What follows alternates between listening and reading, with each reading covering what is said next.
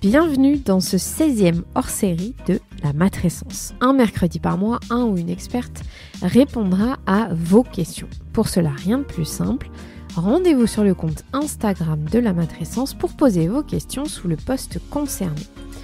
Pour cette fin d'année, on aborde un thème toujours aussi tabou en 2021, la sexualité. Manon Bonnet est sexologue, elle accompagne principalement des femmes pour les aider à se reconnecter à leur corps et à retrouver un rapport apaisé à leur sexualité.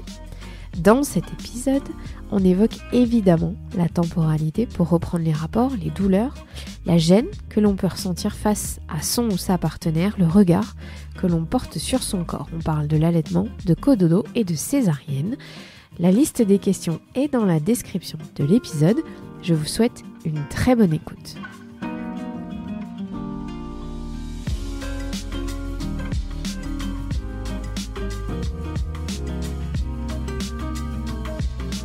Salut Manon.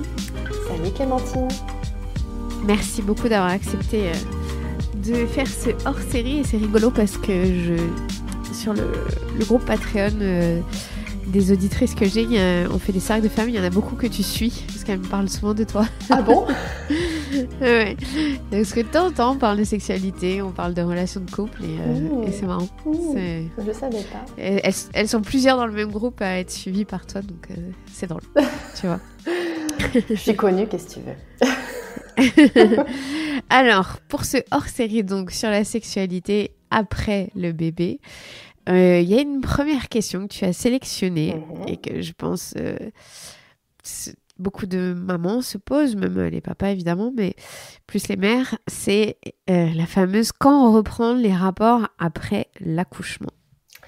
Oui, alors j'ai sélectionné cette question parce qu'elle est revenue plusieurs fois déjà sous ton post et elle revient évidemment fréquemment aussi dans mes accompagnements. Alors, je vais répondre assez brièvement à cette question. Ça dépend. Ça dépend vraiment de nous. Il n'y a pas de temps qui est vraiment prédéfini. Bien sûr, on va souvent entendre 1 mois, 6 semaines. Mais voilà, moi, j'ai rencontré des mamans qui, au bout de 3 semaines, avaient vraiment envie de reprendre un moment sexuel. Et puis, il y en a d'autres qui, au bout de 2 mois, 3 mois, 6 mois, voire plus parfois, ne le ressentent pas du tout. Donc, c'est vraiment important, on le dit tout le temps, je sais que c'est pas évident, mais de s'écouter. Et puis surtout, de réfléchir à ce qu'on entend par sexualité. Parce que c'est quoi reprendre les rapports exactement? Y a-t-il forcément pénétration ou pas? Voilà, on peut très bien retrouver des moments d'intimité avec son partenaire sans forcément qu'il y ait de pénétration au début. Et c'est marrant parce que souvent les femmes, quand je leur demande, elles vont me dire le moment où il y a eu pénétration. Et en fait, en discutant un peu avec elles, on s'aperçoit que parfois il y a eu des moments sexuels bien avant, mais sans pénétration, mais pour elles, c'était pas faire l'amour. Ah oui, il y a une confusion sur ce que ça veut dire la sexualité en fait. Complètement. Donc voilà, dans l'inconscient collectif, on reprend la pénétration. Mais faire l'amour, c'est pas que la pénétration, donc on peut y aller vraiment, on en reparlera peut-être plus loin, mais on peut y aller vraiment progressivement. Donc césarienne, pas césarienne, épisiotomie ou pas, accouchement qui s'est entre guillemets bien passé ou parfois qui est un peu plus difficile, ça dépend vraiment de nous. Il n'y a pas de temps prédéfini dans la sphère médicale à ce niveau-là. Donc, il n'y a pas d'empressement. C'est important qu'on prenne notre temps. C'est vraiment pas une priorité pour la majorité des couples au début, en tout cas les premières semaines après avoir eu bébé. Donc voilà, faut être cool là-dessus, vraiment cool. Alors là, c'est une question en plus, mais tu crois que ça vient d'où cette pression? Pourquoi est-ce qu'il y a autant de mères qui se posent cette question? Alors, c'est vraiment du transgénérationnel beaucoup parce qu'on entend que les hommes ont besoin de sexualité, puis que s'ils n'ont pas des rapports sexuels réguliers, ils vont être malheureux, voire ils vont aller voir ailleurs. Donc, tu sais, allez, tu dois quand même, parce que le pauvre, et ça, nos mères, nos grands-mères, nos arrière-grand-mères, elles ont vécu ce genre de situation, de pression de la part de leur mère à elles, de leur cousine, de leur sœur, non mais tu sais, tu peux pas non plus faire trop patienter, quoi. Et en fait, aujourd'hui, déjà, ce discours, il existe encore. hélas. Et puis même si c'est pas dit comme ça dans le couple, ben c'est quand même quelque chose qu'on a en nous, puis une espèce de culpabilité, de se dire mais on peut pas trop attendre non plus parce que voilà c'est important, il faut, puis mon partenaire il attend. Et des fois c'est même pas beaucoup des femmes que j'accompagne, c'est même pas tellement conscient en elles, mais c'est comme ça, voilà. Et nous on déconstruit vraiment ça en accompagnement, puis elles se rendent compte que bah oui en fait non c'est pas il n'y a pas péril en la demeure, et puis que l'autre, il ne va pas se barrer au bout d'un mois parce qu'il n'a pas eu de moment sexuel, quoi. Ou s'il le fait, c'est qu'il fallait vraiment se séparer. Oui, mais là, pour C'est le que c'est coup. pas une perte. Voilà, exactement, Voilà. on est d'accord. Enfin bon, je dis ça en blaguant, mais c'est vrai que c'est compliqué quand il y a un enfant en jeu. Alors, deuxième question, qui revient souvent, ça je sais. L'allaitement a-t-il une influence sur la libido ? Alors oui, alors ça, je pense que c'est la question qui est la plus revenue sous ton post et que j'ai aussi régulièrement de mon côté. Alors, c'est un gros sujet ça, l'allaitement. Et je vais encore répondre en 2 temps. Parce que ce que je vais dire déjà, c'est que oui, la majorité du temps, mais c'est la majorité du temps, on s'aperçoit que les femmes ont souvent effectivement une baisse de leur désir sexuel le temps de l'allaitement. Pour des raisons vraiment hormonales déjà, premier point, il y a les raisons hormonales avec cette prolactine qui a tendance vraiment à amoindrir les hormones sexuelles comme les œstrogènes, qui sont vraiment importantes pour avoir de l'élan sexuel. Et ça, c'est vraiment une question j'allais dire, de survie de l'espèce, parce que la nature est bien faite. Dans le règne animal, eh bien, la survie des petits dépend de la mère. Donc, il est important que la mère qui nourrit ses petits, elle soit vraiment très préoccupée par ses petits, voire obsédée par ses petits, et qu'elle n'ait pas justement du désir pour d'autres mâles trop rapidement, parce que sinon elle risquerait de délaisser ses petits pour aller en faire d'autres ailleurs, et ils mourraient. Donc on a quand même toujours ce truc très archaïque en nous. Et au niveau hormonal, c'est comme ça. C'est important que tu sois focalisé sur ton bébé, le temps que tu l'allaites, et que tu n'aies pas trop de désir sexuel pour ne pas le délaisser. Alors, évidemment, nous, on sait bien aujourd'hui que on pourrait très bien tout combiner si on le voulait, mais on a quand même ces hormones qui fonctionnent comme ça. Donc, il y a une raison très biologique à la base, déjà. Et c'est important de le rappeler pour pas se dire « mais j'ai un problème, je suis pas normale ». Non, c'est ok, vraiment, pour beaucoup de femmes. Mais je vais venir en deuxième temps, c'est pas toutes. Donc, il y a vraiment ce truc-là qui va faire que oui, pour beaucoup de femmes, l'allaitement a tendance à diminuer le désir sexuel. Il y a aussi le fait que pour certaines femmes, il y a une espèce de mélange au niveau de leur poitrine entre le fait d'érotiser leur poitrine et puis en même temps, j'allaite mon bébé. Donc, on a un corps qui est très maternisé durant l'allaitement. Puis même les femmes d'ailleurs qui n'allaitent pas au sein, le fait d'avoir eu la grossesse, l'accouchement, etc., on est vraiment dans une période où le corps est très maternisé et donc on va se sentir moins érotique. Notre poitrine notamment. Donc, il y a une espèce de mélange des genres qui peut mettre mal à l'aise aussi certaines femmes dans la sexualité. Et puis, le dernier point à évoquer, c'est évidemment quand même aussi, mais ça, c'est pas que les femmes qui allaitent, mais c'est lié, voilà. Il y a cette fatigue, le fait qu'on est très occupé avec notre bébé, parce que même si on l'allaite pas, on va le porter, on va l'avoir sur nous, etc. Donc, on va avoir besoin d'espace aussi. On n'a pas envie qu'on nous touche encore plus. J'ai déjà porté mon bébé toute la journée, voire je l'ai allaité toute la journée, je l'allaite toutes les 45 minutes, toutes les heures, toutes les 2 heures, puis en plus après, l'autre il vient aussi me toucher, laissez-moi tranquille, fichez-moi la paix. Donc il y a une espèce de truc comme ça, de besoin d'espace corporel qui va aussi jouer sur l'élan sexuel.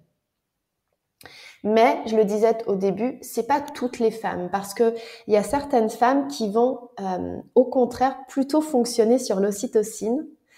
Et quand on met au monde un bébé puis qu'on l'allaite, là on parle d'allaitement, on sécrète beaucoup d'ocytocine. Et l'ocytocine, on le sait, hein, tout aujourd'hui, c'est vraiment l'hormone de l'attachement, donc qui va créer évidemment ce lien d'attachement avec le bébé. Mais certaines femmes vont aussi du coup tellement baigner dans l'ocytocine qu'un peu elles aiment tout le monde et qu'elles ont envie de connexion, de lien, elles sont vraiment dans l'amour. Et donc moi, je connais des femmes qui vraiment au contraire ont vécu une hausse de leur libido pendant l'allaitement. Parce que voilà, il y avait cette espèce aussi de puissance. Hein. Il y a des femmes qui se sentent très puissantes aussi dans la maternité, très belles, très féminines. C'est important de le dire aussi, pas avoir seulement un discours peu négatif de la vie de femme après bébé, parce que si on ne parle que de ça, on se prépare à ce que ce soit ça, et donc c'est ce qu'on va vivre aussi. Donc moi, j'aime aussi mettre en avant le fait que non, c'est pas pour tout le monde, que c'est possible aussi de vivre une très belle vie sexuelle, une très belle vie de couple, une très belle vie de femme, alors qu'on a mis au monde un bébé il y a quelques mois. Tout existe aussi. Donc, pas non plus se mettre en tête que forcément j'allaite, donc j'aurai pas de libido. Parce que du coup, je me mets en tête ça et je risque forcément de le vivre. Puis c'est pas grave de le vivre, hein, c'est pas ce que je dis, mais c'est en tout cas ce qu'on va créer. Voilà ce que je peux dire sur l'allaitement. Ok. Alors, troisième question. Comment accepter ce nouveau corps, entre guillemets flasque, qui n'aide pas à se sentir sexy? Comment l'assumer devant son ou sa partenaire? Oui, alors là, j'ai repris les termes d'une maman. Et puis j'ai mixé avec une autre question parce que c'était vraiment aussi cette idée de nous, comment on se sent dans notre corps et puis de l'image qu'on renvoie aussi. Parce que voilà, bien beaucoup de femmes sont aussi un peu bloquées et se mettent en distance de leur sexualité parce qu'elles n'aiment pas leur image corporelle et puis elles ont peur d'assumer leur corps devant leur partenaire. Et c'est vrai que dans sa sexualité, la femme, elle a vraiment besoin d'admirer l'autre et d'être admirée aussi, de se sentir belle, désirable, pour oser désirer. Si moi, je me sens pas vraiment désirable, il y a une espèce de truc en moi qui va faire que je vais pas oser aller désirer l'autre, comme si j'avais pas de légitimité vraiment. Vu le corps que j'ai pas la légitimité à lui demander de faire l'amour avec moi. Donc il y a un truc comme ça qui est très bloquant pour beaucoup de femmes. Donc ça, c'est un gros sujet sur comment accepter son corps. Ça demanderait évidemment Là, je fais des réponses qui sont très généralistes. C'est important de voir en fonction aussi de chacune comment on se sent, à quel stade on en est de ça. Il y a vraiment des femmes qui haïssent leur corps, puis il y a des femmes aussi qui sont juste dans une période un peu, voilà, où il y a une certaine difficulté relationnelle avec leur corps. Il y a tout un cheminement à faire. D'abord, en tout cas dans ma conception, d'accepter que le corps qu'on a actuellement, c'est pas notre préférence. Moi, je suis pas pour pousser à se dire, non, ok, je dois m'aimer, je dois m'accepter tel que je suis, parce que j'ai mis au monde un enfant, puis je dois me regarder dans la glace, puis forcément me trouver belle. Non, en fait, on peut se dire, oui, en ce moment, en fait, le corps que j'ai, c'est pas ma préférence. Je préférerais être moins flasque, comme disait cette maman, avoir perdu du poids. C'est ok, en fait. Donc déjà, il y a une forme de c'est ok, voilà, ce corps-là, pour l'instant, il me plaît pas, puis je vais pas me raconter n'importe quoi. Je vais pas me mentir à moi-même parce qu'on est dans la sphère du body positif forcément. Non, moi, je préférerais, puis j'ai envie aussi peut-être de reperdre du poids, de me remuscler à un moment où ce sera juste pour moi. Ou pas. C'est vraiment tout, encore une fois, tout est ok. Donc pour moi, comment dire, l'acceptation, elle passe d'abord par cet amour inconditionnel qu'on a envers nous, et puis cette acceptation qu'en fait c'est pas notre préférence. Donc déjà il y a un truc qui se détend, dire oui, ok, c'est pas ma préférence, c'est pas le corps que je voulais. Et puis après, pouvoir se dire ok, déjà si c'est pas vraiment le corps idéal pour moi, pour me sentir belle et désirable, déjà je suis pas obligée de faire l'amour toute nue. Ça, c'est aussi un truc. Non, je dois m'accepter telle que je suis. Puis mon partenaire, il aime voir mon corps. Donc, je vais m'infliger de me mettre complètement nue alors que je suis mal à l'aise comme ça. Alors, pourquoi se faire mal alors que c'est déjà peut-être difficile de reprendre une vie sexuelle, etc. Puis en plus, faut être complètement nu, puis en plus, faut avoir de la lumière parce que notre partenaire, il aime bien nous voir.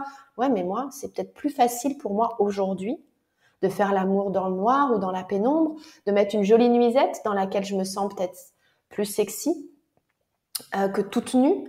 Il y a des petites choses comme ça. Moi, j'accompagne vraiment les femmes à s'écouter puis à pas se faire mal en fait, parce qu'il faut reprendre une vie sexuelle. Puis avant, c'était comme ça. Avant, j'arrivais à faire l'amour toute nue, donc je dois reprendre à faire l'amour toute nue. Peut-être que pour le moment, c'est pas ce qui est plus facile pour toi. Donc après, ça va être aussi ce que je peux dire. Il y a énormément de choses qu'on pourrait dire sur ce sujet, mais j'insisterai jamais assez sur notre dialogue intérieur. Ce terme flasque, j'ai voulu le reprendre parce que il est très violent. Si moi, je me dis ça de moi, je me traite pas, alors après ce sont mes termes, hein, mais je me traite pas comme une reine. Et pour moi, les femmes sont des reines. Et c'est ok de me dire, voilà, encore une fois, c'est pas le corps que je préfère, mais je vais pas mal me parler non plus, parce que les mots ont une vibration. Donc la manière dont moi je me parle à l'intérieur de moi, ce que je dis de moi, ce que je dis de mon corps, vraiment ça va créer une vibration chez moi qui va vraiment pas être très très haute et qui va vraiment pas me donner l'élan d'avoir envie peut-être de prendre plus soin de moi quand je pourrais, quand j'en aurais envie, quand j'en aurais l'élan, d'avoir envie de reprendre une vie sexuelle. Si je me dis t'as vu à quoi tu ressembles, t'es flasque, t'es grosse, t'as vu tes seins, je peux pas me parler comme ça et avoir vraiment l'élan de changer. Ou alors je vais me forcer, je vais me faire mal. Je vais me dire non, il faut que je perde du poids, il faut que j'arrête d'être flasque. Mais vraiment, si je peux vous dire à toutes, et je sais qu'on me dit très régulièrement, je serais loin d'être la première à le dire, mais traitons-nous comme vraiment on parlerait à la personne qu'on chérit le plus au monde. On dirait pas à nos enfants, t'as un corps flasque, t'as vu à quoi tu ressembles. On peut pas se parler comme ça. On vient de mettre au monde un bébé, c'est ok aussi que le corps il ait besoin de temps. Pour se reprendre et laissons-nous ce temps-là. Le corps, il fait jamais aucune erreur. Et il reprendra si vous prenez soin de vous, de votre hygiène de vie, petit à petit, à votre rythme. Il n'y a aucune raison pour que vous retrouviez pas un corps, pas forcément le corps d'avant, mais un corps dans lequel vous vous sentiez bien et en énergie. C'est surtout ça qui est important. Alors, quatrième question. Comment se sentir femme et accepter le côté coquin de la sexualité qui ne paraît plus normal alors que le rôle de maman donne l'impression d'avoir pris toute la place? Oui, alors j'ai repris cette question aussi parce que elle fait écho, à mon avis, chez bon nombre de femmes, de se dire... Alors, c'est pas forcément toujours conscient, hein, ça peut être complètement inconscient. Des fois, ça l'est, comme chez cette femme qui a quand même ressenti qu'elle... je trouve plus que la sexualité est normale, en fait. C'est bizarre. Je suis mal à l'aise de ce côté un peu, voilà, comme elle dit, coquin. J'aime beaucoup ce... je me sens plus à l'aise là-dedans. C'est bizarre, alors qu'avant, ça me gênait pas. Et donc, là, vraiment, on est dans ce qu'on appelle, nous, en sexo, et bien sûr, j'insiste, hein, ce sont des archétypes dont je vais parler, mais on est dans ce qu'on appelle, nous, en sexo, le syndrome Madone putain. Donc, on est nombreuses à être là-dedans, et les hommes aussi. Voilà, c'est aussi une question qui concerne les hommes parfois. On y reviendra si besoin, mais pour les femmes, il y a un côté de, en fait, maintenant, je suis maman, donc j'ai un espèce de rôle à tenir, je dois être bien sous tout rapport. Pareil, c'est l'inconscient collectif, c'est beaucoup de transgénérationnel aussi, où les mères, elles sont complètement désérotisées dans l'inconscient collectif. Donc, je peux pas être mère, donner le sein, donner un biberon, balader en poussette, et puis après être la coquine dans le lit avec mon partenaire. Ça fait un peu tâche dans ma façon de me comporter au quotidien. Donc, il y a une espèce de blocage qui se crée et on lâche plus prise sur ce côté très sensuel et sexuel qu'on a tout en nous, hein, qu'on le veuille ou non, on l'a tout en nous, mais on ose l'exprimer ou pas. Et on est très nombreuses à, dès qu'on devient mère, un peu mettre de côté ça. Au-delà de la fatigue, de la charge mentale et du quotidien, c'est aussi une interdiction que l'on se met, puisqu'on rentre dans ce syndrome Madone. Je suis Madone ou je suis putain, mais je peux pas être les deux. Et donc, comment on trouve cette équation en étant les deux? C'est ça surtout la question qui est propre à chacune finalement. Ouais, c'est oui. Ça. Alors déjà, prendre conscience de ça. Prendre conscience qu'en fait, c'est un truc qui nous appartient même pas. C'est un truc qu'on a intégré malgré nous, que les femmes qui nous ont précédées dans notre lignée nous ont peut-être transmises, que la société nous transmet. Mais est-ce que moi, j'ai envie de continuer à croire ça? Est-ce que j'ai envie de croire que parce que je suis une mère, je peux plus avoir une sexualité coquine? Oui ou non? Et puis, il n'y a pas de réponse mieux qu'une autre. Hein. Mais se dire, si c'est non, moi, j'ai pas envie de me dire que parce que je suis mère, je peux plus être coquine dans ma sexualité. Ok, bon, déjà, je prends cette décision que moi, j'ai envie d'être en chemin pour rassembler les deux. Qu'en fait, j'ai pas de choix à faire dans ma vie. Que l'un n'exclut pas l'autre. Et encore une fois, j'insiste bien là-dessus, si on en a l'envie. Si on se dit, en fait, cette part de moi, j'ai pas envie de la nier. Je suis pas devenue mère, en fait, pour que une part de moi s'éteigne. C'était pas le but, en fait, quand je suis devenue maman. Donc, moi, j'ai vraiment envie de me dire, au contraire, la maternité, elle va me donner encore plus de puissance personnelle, de pouvoir sur moi, sur ma sexualité, d'oser prendre ma place. On est quand même très nombreuses aussi à oser revendiquer nos choix maternels. Faisons la même chose dans nos choix intimes aussi. Et donc, utilisons ce rôle de maman pour encore plus prendre de puissance personnelle là-dessus, puis déconstruire des choses qu'on n'a pas envie de garder en nous, qui ne nous appartiennent pas. Et après, ça, évidemment, c'est tout un cheminement de redonner un espace à cette femme coquine qu'on a en nous, qui a envie aussi à certains moments de s'exprimer, et de lui redonner petit à petit des espaces, seule, à deux, voilà. Alors, 5e question. Pourquoi les sensations et le plaisir peuvent être si différents après bébé? Oui, alors j'ai repris aussi cette question parce qu'elle est assez récurrente. Bon nombre de femmes ressentent une espèce de perte de repère au niveau corporel en postpartum. Et c'est pas qu'au niveau corporel qu'on a une perte de repère en postpartum. On parle pas de matrescence pour rien. Donc voilà, c'est un peu comme dans l'adolescence où justement on va avoir des nouvelles sensations dans notre corps qu'on n'avait pas quand on était enfant, puis on découvre ça et on n'est pas forcément très à l'aise, on connaît pas. Pour moi, c'est exactement la même chose en matrescence. Le corps a vécu beaucoup de changements hormonaux déjà, et on sait que les hormones influencent aussi les sensations dans notre corps et les 5 sens. Hein. Les hormones influencent les 5 sens. Donc, on peut avoir beaucoup plus, et on l'a toutes vécu, je pense, enceinte notamment, d'être beaucoup plus sensible, par exemple, aux odeurs. Voilà. En postpartum, c'est encore le cas. Donc, c'est très, très fréquent. Alors, pas toutes les femmes, encore une fois, hein, mais c'est très, très fréquent que les femmes ressentent une espèce de perte de repère comme ça au niveau corporel. Elles vont me dire mais je comprends pas, j'avais beaucoup de sensations quand on caressait de cette manière ou pendant la pénétration, puis maintenant, je ressens rien. Ou alors, au contraire, j'étais pas sensible de la poitrine, puis maintenant, je suis hyper sensible de la poitrine. Alors, puis j'adorais des caresses de cette manière. Maintenant, je déteste. Je sais plus ce que j'aime. Je sais plus. Beaucoup de femmes que j'accompagne, elles sont vraiment là-dedans. Je sais plus. Je sais plus ce que j'aime. Je sais ce que j'aime pas. Je sais ce que je veux plus. Mais je sais même plus ce que j'aime. Et donc, on réapprivoise. C'est vraiment une période qui peut être considérée comme un peu déstabilisante, mais qui est aussi très belle parce que pour moi, c'est une opportunité de réactualiser un petit peu sa sexualité aussi. De se dire, tiens, on était peut-être dans une forme de routine, d'habitude, avant d'avoir notre enfant. On faisait l'amour comme ça, puis ça fonctionnait bien. Alors, on continuait comme ça. Et puis là, c'est parfois tout vole un peu en éclats. Ok, c'est l'opportunité de remettre à jour un petit peu moi, de moi à moi, quelle femme j'ai envie d'être dans ma sexualité, de l'autre à moi, le nous aussi. Comment on peut redéfinir notre sexualité, notre façon de faire les choses. On parlait tout à l'heure de pénétration, qui est très souvent un peu un automatisme dans beaucoup de couples. Et puis, peut-être qu'on peut réinventer, puis se dire là, en ce moment, la pénétration, elle me fait mal, ou j'ai pas assez de sensations, ça me fait pas grand-chose. Ok, on peut peut-être faire autrement pour ressentir du plaisir. Donc, pas hésiter à être un peu créatif et à accepter cette période un peu de changement.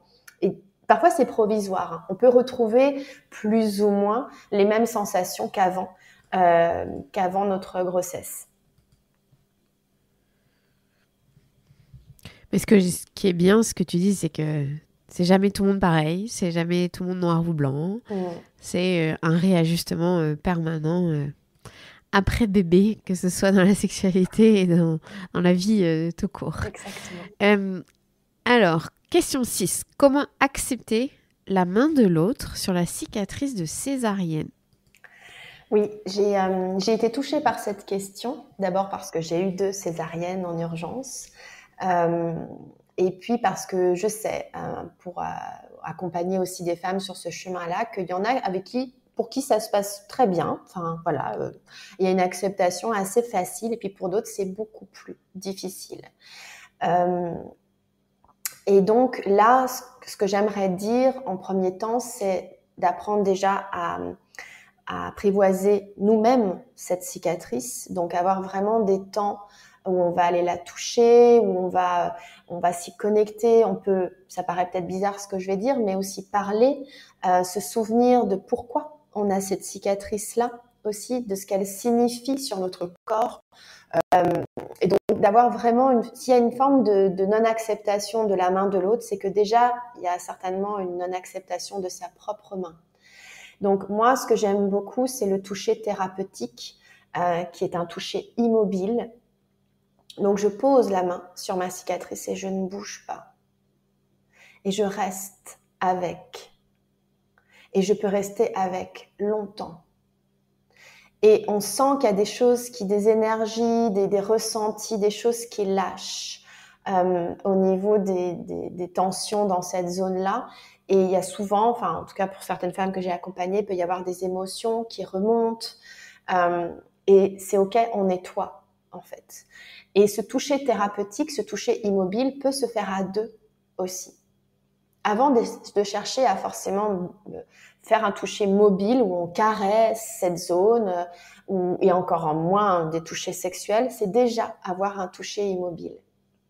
Je reconnais cette cicatrice, je la reconnais, je la vois et je la ressens.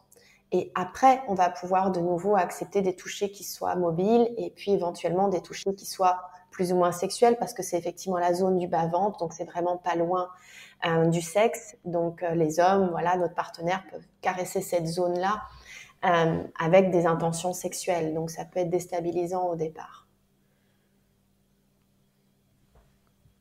C'est vrai qu'on aborde très rarement la question de la césarienne en postpartum sur la sexualité. Parce qu'on parle beaucoup de tout ce qui est sur le vagin et les zones qui ont été traversées par un bébé. Et il y a forcément d'autres questions qui émanent quand on est passé par la césarienne. Oui, exactement. Ce sont d'autres questions, d'autres problématiques. Mais il y en a aussi. Alors, 7e question. Comment faire, très bonne question ça, pour vider son esprit, ne pas penser aux tâches à faire au bébé et à vivre l'instant présent? Sexe et quotidien surchargé mentalement et physiquement, est-ce que c'est possible?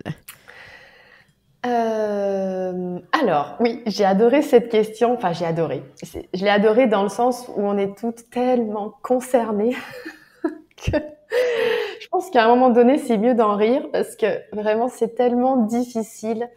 Et puis ce comment, c'est toujours la question. Comment, le cerveau, il cherche à comment.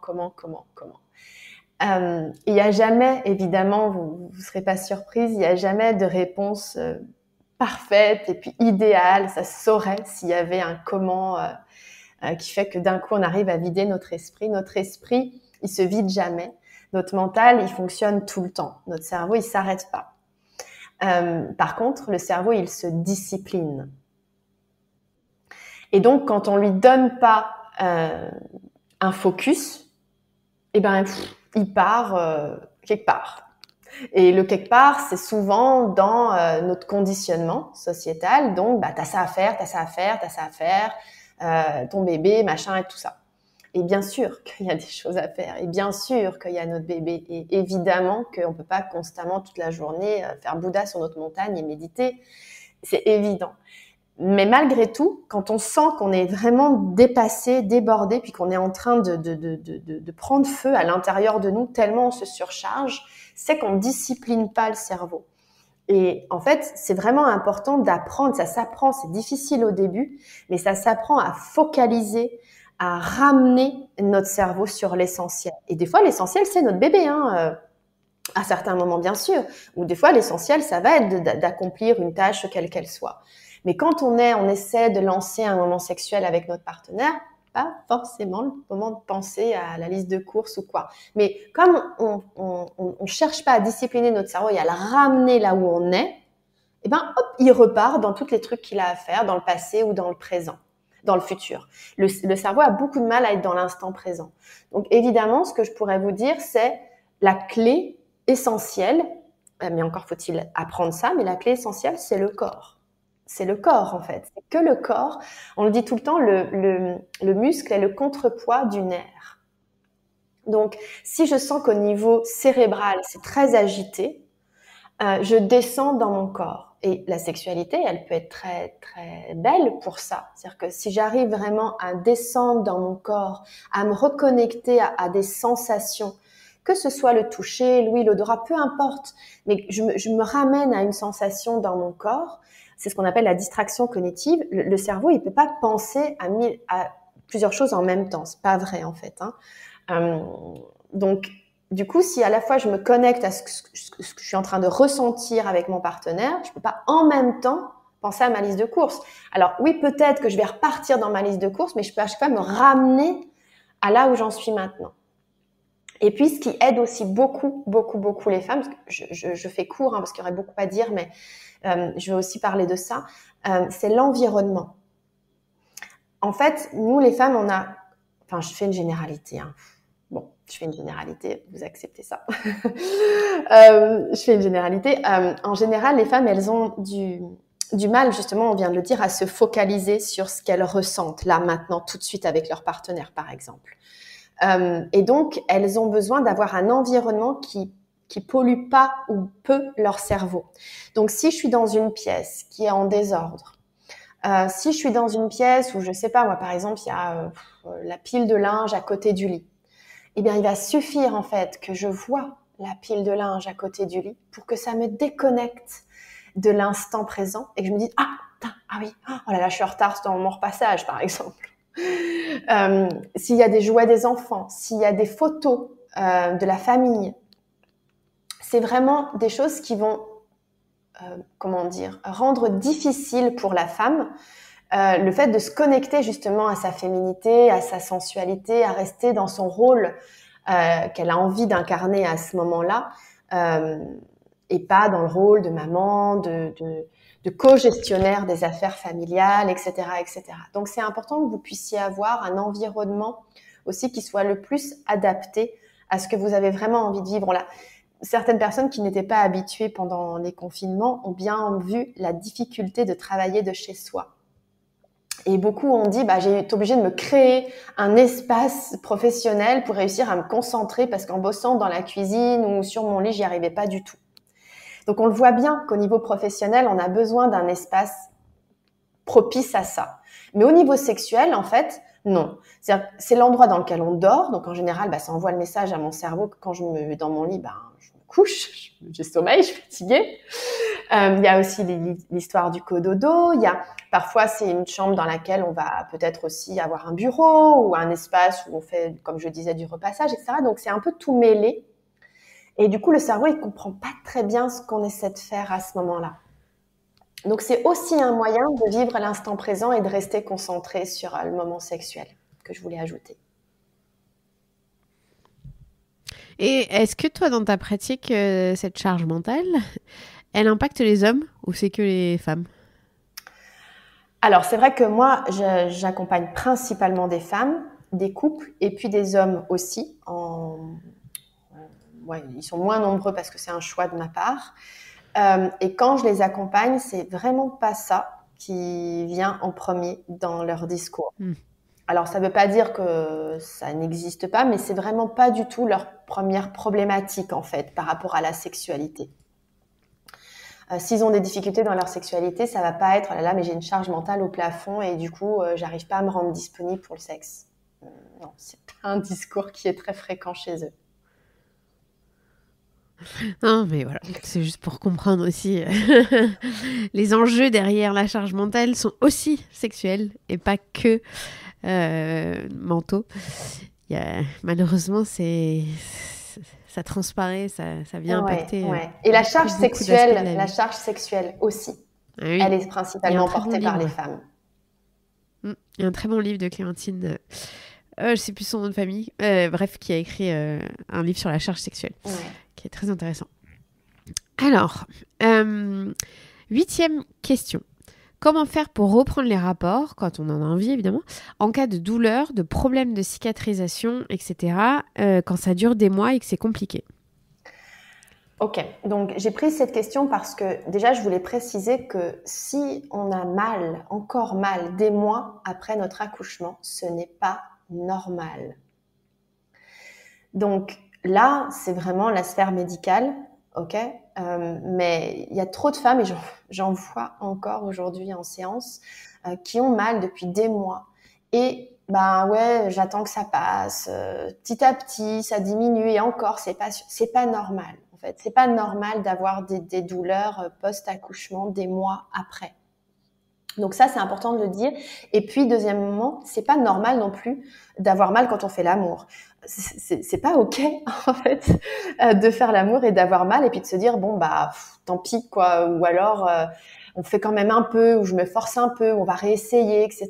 Non, c'est pas ok, en fait. Une femme, elle est pas censée avoir mal quand elle fait l'amour. Disons-le très clairement. Donc, il y a forcément des choses à réajuster. Donc, il y a une différence entre les femmes par exemple, qui viennent d'accoucher, puis qui n'ont pas encore repris une vie sexuelle avec pénétration, je précise, et qui ont peur d'avoir mal, qui n'ont pas encore réessayé, puis qui ont peur, qui ont cette appréhension. Et puis, il y a celles qui ont repris et puis qui ressentent vraiment de la douleur. Déjà, c'est pas forcément la même façon de travailler sur ces deux points-là. Est-ce que vous avez une anticipation de la douleur ou est-ce que vous avez vraiment vécu de la douleur?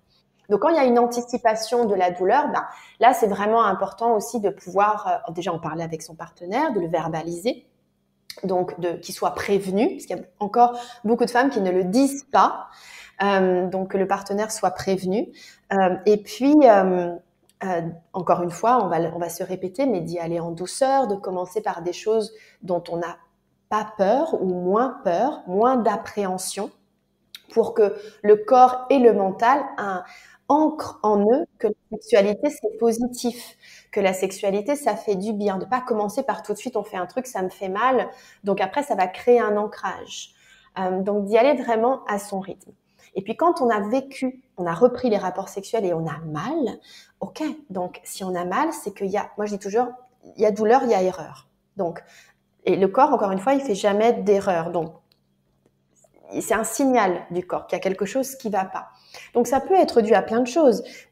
Ça peut être dû à un utérus rétroversé, donc certaines positions qui sont difficiles.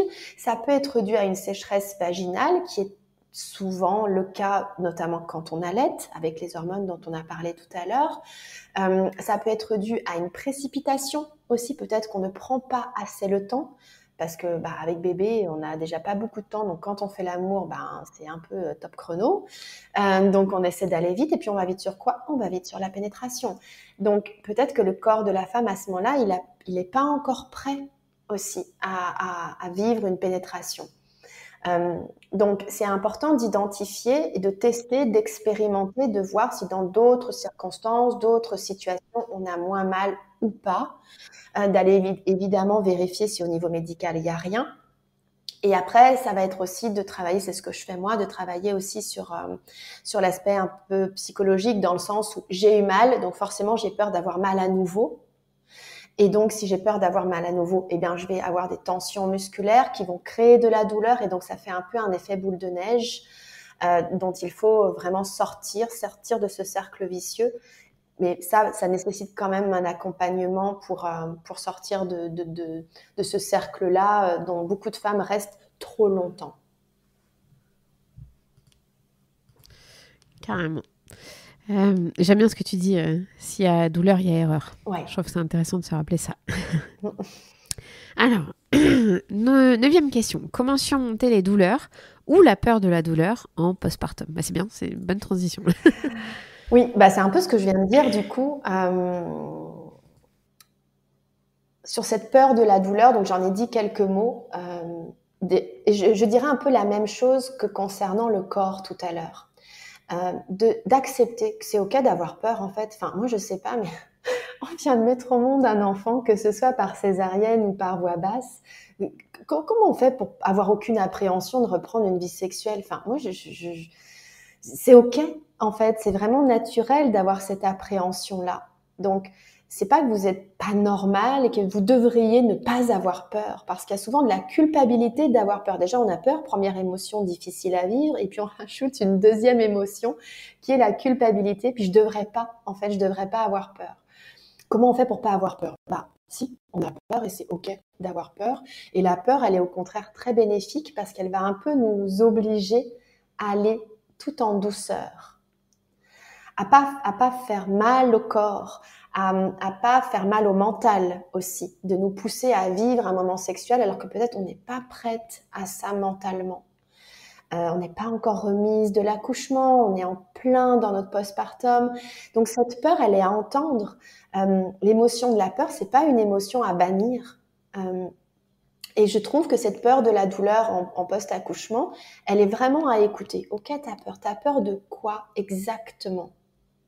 Parce que peur de la douleur, ça peut être un peu vague. T'as peur de quoi exactement? Et ce dont tu as peur aujourd'hui, est-ce que tu es vraiment obligé de le vivre? Non. Donc tu peux déjà commencer par des choses qui ne te font pas peur ou moins peur. Comme avec le corps, d'accepter que le corps qu'on a aujourd'hui, c'est pas notre préférence. Ah non, je devrais accepter mon corps. Ah non, je devrais pas avoir mal. Mais en fait, on se fait encore plus de mal à avoir ces pensées-là. Donc j'ai peur d'avoir mal et c'est ok. Puis je le dis à l'autre, puis je l'accepte en moi et j'y vais doucement du coup. Ce qui va faire que j'ai plus peut-être de chances de pas avoir de douleur. Et quand on a, encore une fois, de la douleur, je rebondis un peu sur ce que j'ai dit tout à l'heure, ça peut être, c'est assez fréquent au début. La première fois qu'il y a une pénétration, ça peut, puis encore une fois, c'est pas à chaque fois, mais ça peut être un peu, un petit peu difficile, un petit peu douloureux. Alors qu'est-ce qu'on entend par douleur? On a toute notre échelle à ce niveau-là. Mais ça peut être ok un petit peu au début. C'est pas ok quand ça dure vraiment. C'est pas normal de continuer à avoir mal alors qu'on a repris la sexualité il y a des semaines. Mais au début, oui, il y a besoin de les tissus se réajustent, les muscles, etc. C'est toute une mécanique à réenclencher en fait. Mais on n'est pas pressé pour ça. C'est clair. 10e question, étant sélectionné une bonus. Comment cesser de culpabiliser de ne pas avoir de désir et comment gérer les attentes du partenaire? Oui, alors j'ai voulu quand même prendre une question parce qu'elle est revenue plusieurs fois aussi, les attentes de l'autre en fait, par rapport à comment on fait avec l'autre. Parce que l'autre souvent, puis encore une fois, je fais une généralité, parce que c'est pas tous les hommes non plus. Mais il y a effectivement des hommes qui sont un peu dans l'empressement, qui ont envie. Alors c'est pas forcément avec des mauvaises intentions, ils sont juste enjoués à l'idée de retrouver leur femme.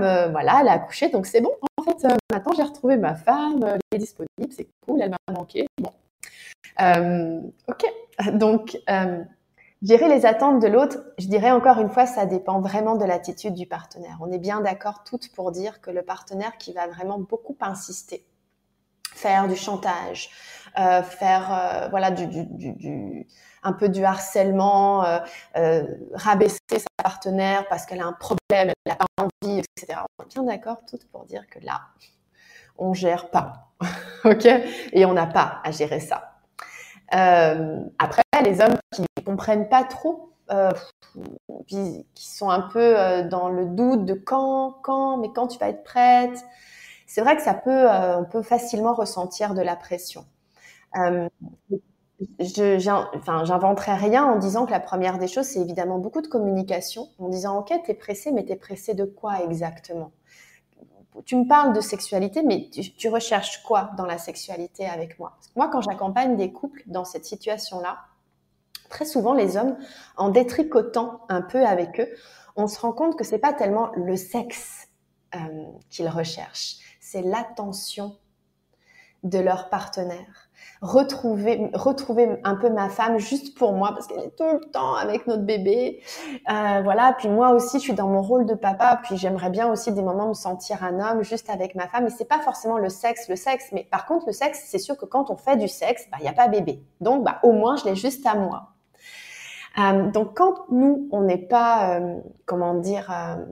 pour l'instant, en tout cas, vraiment très disponible pour reprendre une sexualité, et qu'on entend quand même ces attentes de notre partenaire qui peuvent, je pense, être légitimes et puis qu'on peut comprendre d'une manière ou d'une autre, se dire, ok, tu sais, on peut quand même essayer de trouver des temps tous les deux, pour l'instant qui ne seront pas sexuels, mais vraiment des temps, même s'ils sont courts, où je vais être juste à toi, puis tu vas être juste à moi.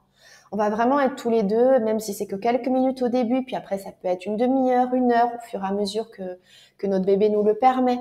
Et vraiment sentir que l'autre, il existe encore pour nous en tant qu'homme, et plus seulement en tant que père. Et que nous, on existe pour lui en tant que femme, et pas seulement en tant que mère. Et on s'aperçoit que déjà, ça apaise beaucoup l'homme, en fait, dans son insécurité de plus être important, de plus exister. Et que c'est pas tellement le sexe pour le sexe. Après, des fois, oui, et puis pas toujours. Donc déjà, c'est important dans votre couple de déterminer pourquoi il y a cette pression, qu'est-ce qu'il recherche exactement, de quoi il parle exactement là-dedans. Je ne sais pas si tu veux rebondir là-dessus, Clémentine. Non, mais de toute façon, comme tu dis, hein, la base, c'est la communication. Et oui, la communication. Sauf que c'est pas toujours évident avec les hommes de détricoter ce qu'ils ressentent vraiment, puisqu'ils ont du mal à... Malheureusement, ils ont été conditionnés souvent socialement pour ne pas savoir exprimer la réalité de leurs sentiments et de leurs désirs. Donc, ça joue, je pense. Complètement. Non, mais c'est certain. C'est vrai ce que tu dis. Puis après, sur la culpabilité, du coup, elle est liée aussi beaucoup à ça. La culpabilité, elle est liée au fait quand même qu'on croit qu'on est encore responsable des émotions de l'autre. Comme quand on était enfant. Quand je suis un enfant, je crois que les émotions de mon entourage dépendent de moi. Et en fait, en grandissant, c'est important de se dire que, en fait, mon partenaire, il a les réactions qu'il a et elles lui appartiennent. Et peut-être dans exactement la même situation, un autre homme réagirait différemment. Donc, c'est pas moi qui suis responsable de ce qu'il ressent, de sa frustration, de sa colère, de sa tristesse, de son indifférence, de je ne sais pas trop quoi. C'est vraiment lui, son histoire et les projections qu'il a sur c'est quoi un couple après bébé, qu'est-ce qu'une sexualité épanouissante, ses attentes à lui qui sont différentes d'un homme à l'autre.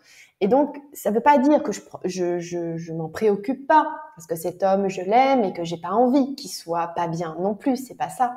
Mais je peux aussi prendre de la distance par rapport à son émotion, son ressenti. J'entends ton ressenti, j'entends ton attente, mais je ne me sens pas responsable de ce que tu vis, en fait. Ça ne veut pas dire que je ne peux pas créer un espace pour t'écouter et te permettre de verbaliser, parce que moi, j'entends ça aussi de la part des hommes. En fait, ils ressentent qu'ils n'ont en fait même plus le droit d'être frustrés, même plus le droit de le dire, en fait, que c'est difficile aussi pour eux, parce que tout de suite, c'est « Ah oui, mais bon, attends, moi, je viens de mettre au monde un bébé, donc en gros, tais-toi ». Et oui, bien sûr qu'on a toute la légitimité pour pas faire l'amour alors qu'on n'en a pas envie, bien sûr, mais c'est important aussi, je trouve, dans un couple que les besoins, les attentes, les désirs et les limites des deux soient entendus, en fait. Et que juste de créer un espace, d'offrir à l'autre un espace où il peut verbaliser que c'est peut-être difficile pour lui, alors que nous, on trouve que c'est pas difficile à ce niveau-là, mais peut-être que pour lui, ça l'est, et c'est OK aussi, en fait, que ça le soit. On va pas répondre forcément à cette attente en faisant l'amour, mais on peut être dans l'écoute de ce que ressent notre partenaire. Et ça, c'est précieux pour eux. Et alors, la dernière question, 1000 € à 1 million, le sexe et le cododo. C'est toujours un mythe, j'aime bien cette question. Oui, tu m'avais demandé de choisir 10 questions, puis quand j'ai vu celle-ci, j'ai dit, allez, tant pis, j'en mets 11 parce que c'est tellement un sujet récurrent aussi au quotidien dans mes accompagnements. Et là, c'est pareil, c'est difficile pour moi d'avoir une réponse universelle. Parce que bah oui, je vois et j'entends de tout. Il y a des couples pour qui ça pose pas de problème en fait, hein, d'avoir des moments sexuels avec le bébé qui dort dans le même lit ou qui dort dans le lit bébé dans la même pièce. Et puis il y en a d'autres pour qui c'est vraiment difficile. Donc moi évidemment je suis pas là pour vous dire ce que vous devez faire. C'est ok de se dire bah, que peut-être provisoirement on a du mal à faire l'amour avec notre bébé à côté et que du coup peut-être soit on va moins faire l'amour, soit on va changer de pièce. Alors ça, je sais que c'est un truc qu'on dit beaucoup, de changer d'endroit. Après, moi, de ce que je vois d'expérience, c'est que c'est difficile de se relever quand tu es couché avec ton bébé, que tu l'endors et que tu dois taper et tu te dis allez, je vais retrouver mon partenaire dans le canapé, dans l'autre pièce et pour aller faire l'amour alors que tu es à moitié endormi. C'est vraiment pas évident pour toutes les femmes non plus. Donc après, ça dépend vraiment de quelle importance vous accordez à la sexualité à ce moment-là dans votre vie. Et encore une fois, c'est ok que ce soit pas très important. Mais si vous ressentez vraiment une espèce de frustration personnelle, hein, de vous dire oh ça commence à me manquer, j'ai envie de retrouver du temps et ben après, c'est vraiment à vous, en tant que mère aussi et en tant que couple parental, de vous dire qu'est-ce qui est le mieux aussi. Est-ce qu'on met notre enfant dans une chambre ou est-ce qu'au contraire, bah, nous, on continue de le garder avec nous, quitte à ce que notre sexualité, elle soit un peu compliquée pendant quelque temps.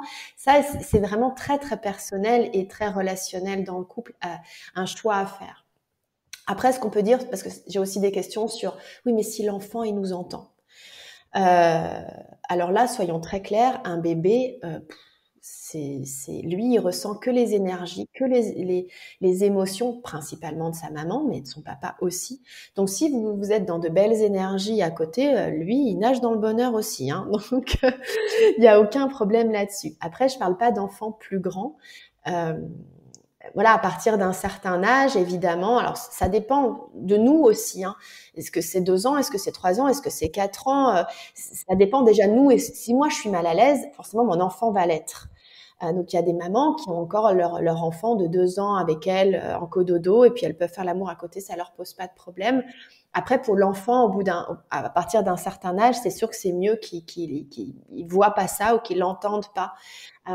Mais c'est pas le cas pour les tout petits. Donc, il n'y a pas d'inquiétude là-dessus à avoir. Oui, je pense qu'il faut bien faire le distinguo dans cette question entre un nourrisson oui. et un enfant qui peut verbaliser, qui comprend. Exactement. Et c'est vrai que c'est des questions complexes parce que, tu sais, j'ai déjà entendu des enfants qui ont été maltraités, qui ont été élevés dans la violence et quand on parle de ces sujets-là, pour eux, c'est inimaginable de se dire que les parents puissent être dans la même pièce. Ils voient ça comme une violence et une maltraitance. Donc, c'est aussi, comme tu dis, c'est le vécu de chacun, c'est l'ambiance familiale, c'est le respect, c'est très personnel en final comme question. Oui, puis ça dépend vraiment aussi de l'enfant. Moi, j'en ai 2 et je vois bien, ils évoluent pas du tout au même rythme, de la même manière, ils n'ont pas les mêmes interrogations au même âge.